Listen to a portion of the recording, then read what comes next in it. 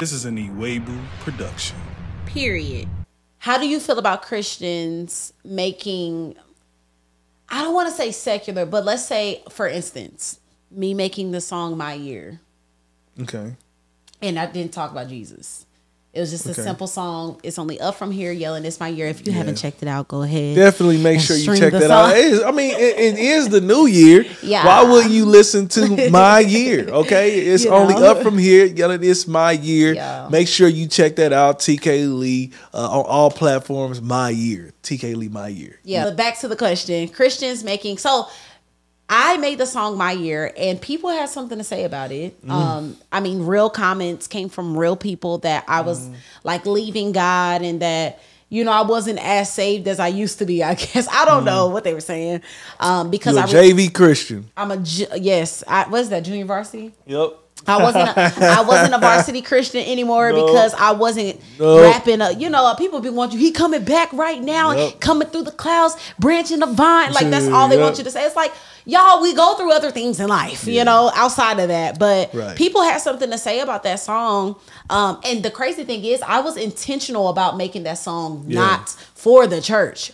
Let me just say that. So if you got for everybody, but I wanted it to go anywhere. Like I think we should be played. So the question is, because I'm already sharing my opinion, do you think Christians, it's okay for us to make R&B songs, love making songs, what will be considered to the religious folks secular music, but we're not cussing, we're not talking about Jesus. We're just making good, and also making content that might not be about Jesus.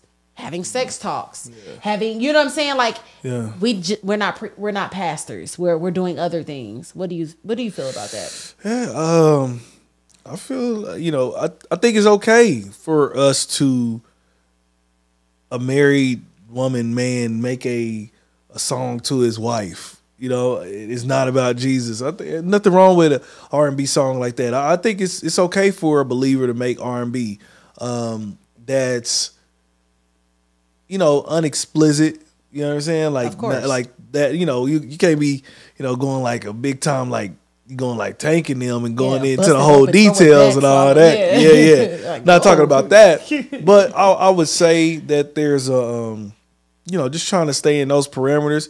And when it comes to like hip hop and all that stuff, I mean, Christian hip hop, I mean, it's barely, I mean, you're kind of like one of those people, like it's barely anybody really saying Jesus too much nowadays in that. Anyways, because most artists are trying to be played in not other realms other than just in the church and just with Christian people. And so, which to be honest with you, I'm for. I was managing you know, a T-Mobile store, and I saw people, like I would actually do a playlist, and I would do a playlist of some of the mainstream music, and I would throw in like some Christian hip hop music. I would throw in you know, and it would flow just fine. And they wouldn't even know necessarily that this was, you know, Christian hip hop. And like I told you, I've said this before. I remember seeing a guy Shazam the song, and it was Andy Mineo. And I'm like, oh, he don't even know what he's about to. He don't even know what he's getting into, you know. And he may now listen to the song. Now go to his YouTube. Now that man might now go to a church, and he may give his life to Christ. So I'm all for it overall. Like I said, as long as we're not, you know, out here just flippantly just cussing and acting a fool or whatever the case may be. Keeping standards. Yeah, keeping standards. I think we good as long as we stay in their parameters. Yeah, I definitely agree. This question was sparked from my conversation with Francesca today. Shout out to Francesca. She released her single today titled Inner Me. Francesca. Her stuff will be in the description box as well. Look, let me stop saying stuff gonna be in the description box, because that means I got to put it all in there. Yes, you Look, do. I did a video and people was like, "Where's the thing in the description box you said about?" I'm like, "Dang it, I forgot." But no, her stuff will be in there. She released a song. She's also a artist who is a believer. Yes. But we were talking back and forth about how, like, sometimes we lose our impact by only being in the church. Like you just keep saving saved people. You keep going to the same concerts. You keep rapping at the same churches. Like, you ever seen like people on flyers to like for conventions or whatever, and it's like you already know Pastor such and such gonna be there. His armor bearer gonna be there. It's like y'all, we keep seeing y'all in the same church. Like y'all keep doing the same thing, and I think it is. Not only can be a waste of time, but it's kind of against like kind of opposite of what Jesus did. Like he came for the lost. Yeah. And Francesca sent me the scripture in Luke 5:32, and it says, "I came not to call the righteous, but the sinners to repentance, the lost. I came for them. I'm not trying to be up in y'all churches, up in y'all faces 24/7. Now I'm gonna come because we're not gonna forsake fellowship with one another, but our job is to go out. Go out. You know, that's why it was a conversation that we had about like somebody know how to talk, make them a pastor. And it's like that's a quick thing. Yeah. It's other things we can do. Like we don't have to just be pastors. We can be content creators. We can be artists. We can be dancers. We can be fashion designers. We can make clothes. We can have stores. We can have restaurants. We can be lawyers. We can be doctors. And matter of fact, we should be. We should be in every, like, you know how many times people, well. Let me tell you, we need to be in every area. From the White House to, the courthouse. Their courthouse. We need hospitals. We need people with schools. Like, oh my gosh, like everything. And that doesn't mean you walking around going shandarabo, kandaraba, I rebuke. Cause do you want to give your life to Christ right now? Like people should see you through how you live. Your lifestyle. Your lifestyle. Like I was talking to my cousin about this today. And like how more impactful it is. If, for example, you're not accepting correction from you join a new church and somebody like, hey, you need to do this, you need to do that, you've been doing this wrong. You like, what's your name again? Right. You know what I'm saying? Like, do I know you? You're not going to receive correction from that, but you will receive correction from someone you've seen, you've watched their lifestyle, y'all have done life together, and that's more important. I can receive this correction because I know where it's coming from. I know it's coming from a place of love. And so I think that we are sometimes shying away from the impact when we only make ourselves pastors. We only make ourselves to be in the church, to be a deacon, apostle, a bishop, at this. You can talk. What if you could travel and be a motivational speaker? Let me tell you, we all ministers of the gospel. Yes. Really, we're supposed to go and make disciples. And so, but even when people make it seem, I'm gonna let you finish. But you know how people make it seem like pastors are the varsity people and we just doing little work. But you preaching in front of 30 people, the internet can get to millions. Let me tell you. So don't sleep on what God can do in the new age. Let me tell you, some of the people that I believe are about to make the greatest impact in the kingdom will not be at your local church. They're doing it right now. And I'm seeing it all over, and they're changing the way that, like, they're calling out some of the hypocrisy from the pulpit and all those different things too. And so I believe that, you could do it from right here from YouTube or whatever. But also you're needed at your job. Yes. Like I remember, when I was working at T-Mobile, and how many people, because of them seeing me, not trying to toot my own horn, but they were like, man, I want to go to church. All your my mic is on, right? Yes, it is. All the people that your employees? Yeah, Ashley. Yeah. Nicole came to church. Yeah, I remember her. The educator, that is literally, I remember that. And that's not you tooting your own horn. That was you living life. And then remember, Ashley. Didn't Nicole? I'm talking about Ashley. They the one that ended up joining our old church. Remember? She did? The one that ended up joining our own church, and they did a video. Oh, I'm thinking of. You know who I'm thinking of? Yeah, you talking about Moneybag. I'm thinking of her. Yeah. Yes. Okay. Yeah. But that's a prime example of you just living life. Yeah. And how much more that was impactful. And you, instead of you saying, you shouldn't be sleeping with such and such. You shouldn't be drinking that beer. They just saw I operated different. You were kind. Yeah. You were loving. You were literally just being. Because a lot of times people in that pulpit can come off and sometimes just be distant and unrelatable and not transparent. And you know what I'm saying? And so just us doing life, like Go ahead. I don't want to. No, you're good. I mean, overall, like, I feel you. It's just overall, like, we have to be everywhere. That's what we got to be. We got to be everywhere. Because we're needed.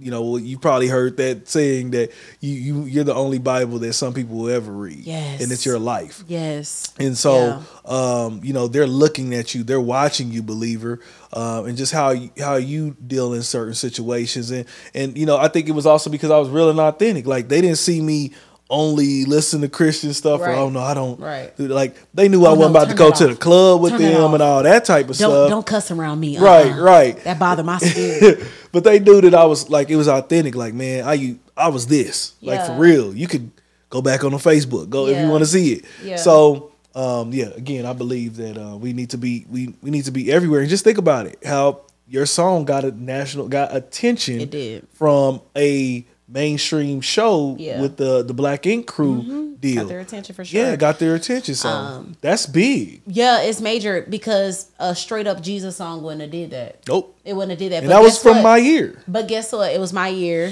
So a testimony, because what that did was, because I struggle with religiousness. I struggle with, thinking that we only can do this, we only can do that. That's kind of where I come from, you know? And so making that song, I was already insecure in doing it, but I always felt like up until I turned 29, I always felt just kind of in bondage still with my identity and who I knew.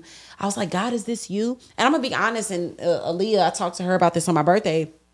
I was like, I feel like I'm serving a very different Jesus than everybody else. Like, than a lot of people. I felt like I literally, and I don't know if I ever talked about this, but the 2 weeks that Namdi was gone while his mother was passing, or in hospice, I had one of the realest prayers I ever prayed, because I was in such a place of just confusion, looking at religion and like how the church was moving. And I was on my knees. I said, God, am I in the wrong religion? Am I, who am I? Like, I know I'm talking to somebody because you be showing up, but can you tell me if it's their God? Because their God looks really different from mine. If you just simply read just the story of Jesus, just how he operated, just how he spoke, where he went, how he behaved with certain people. If you just read that, you ain't even got to go into Abraham and Genesis and read his story and read how Jesus, how he moved. I think a lot of us, it'll revive a lot of our perspectives in what we're supposed to do. Because again, when I released that song, my goal was to get further than the church. Yeah. Because that's what the Bible tells me to do.